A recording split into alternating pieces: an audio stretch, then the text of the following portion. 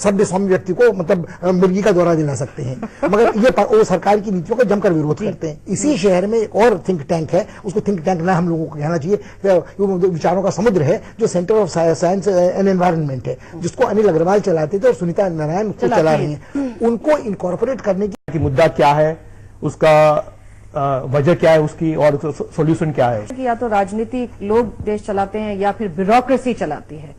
उस बीच में जो पॉलिसी पे काम करने वाले लोग हैं, उनके जो विचार हैं, उनकी जो बातें हैं, उनकी जो रिसर्च है, वो कहीं अनसुनी भी रह जाती है। क्या आपको लगता है कि जो इंडिपेंडेंट थिंकिंग, इंडिपेंडेंट विचारों को सुनने का, समझने का, उस पर आगे काम करने का कुछ रवैया हमारी ब्यूरोक्रेसी में होता है क्या?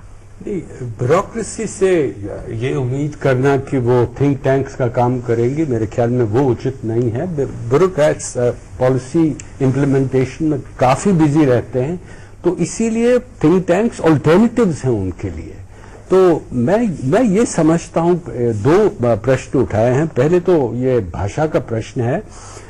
मैं अपने के तो अंग्रेजी की है, जहां के भारत अपनी आइडियाज, फैक्ट्री आइडियाज कह रहे हैं।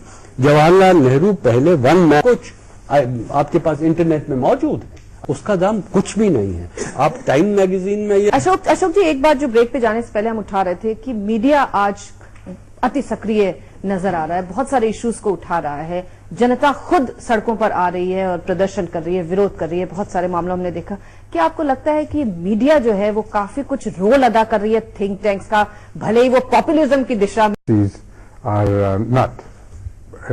काफी लोग उनसे ज्यादा नहीं मिल सकते।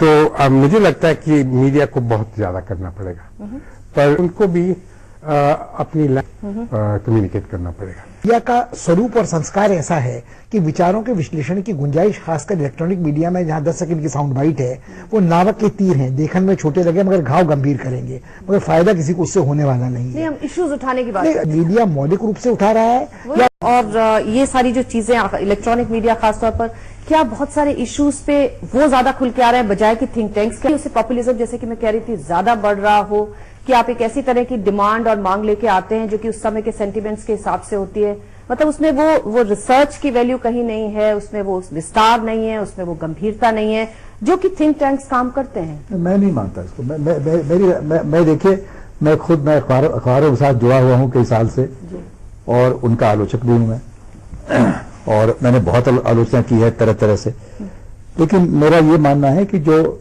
आगे आ रहे हैं इन सब चीजों के ऊपर, उसमें क्या है कि उसका जो वो रिफ्लेक्शन है, वो दो नीलम जी, अखबारों वो इन्वेस्ट नहीं करते। हाँ।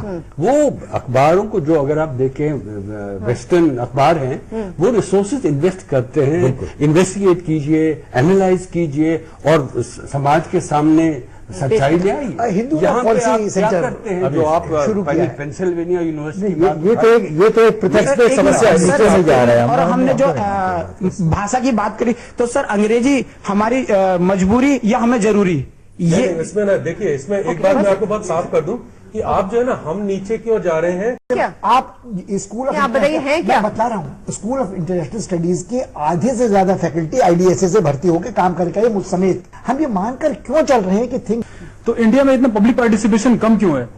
It should be on large, बढ़ना चाहिए, स्टूडेंट्स को क्वेश्चन आयर मिलने चाहिए, रिसर्च होना चाहिए, थोड़ा सा इसमें आगे आना चाहिए गवर्नमेंट को। ओके, तो बहुत सारे विचार हैं, हम भी फाइनल कमेंट्स लेंगे। यहाँ मौजूद हमारे विशिष्ट मेहमानों से छोटे से ब्रेक लेंगे, आप देखते रहिए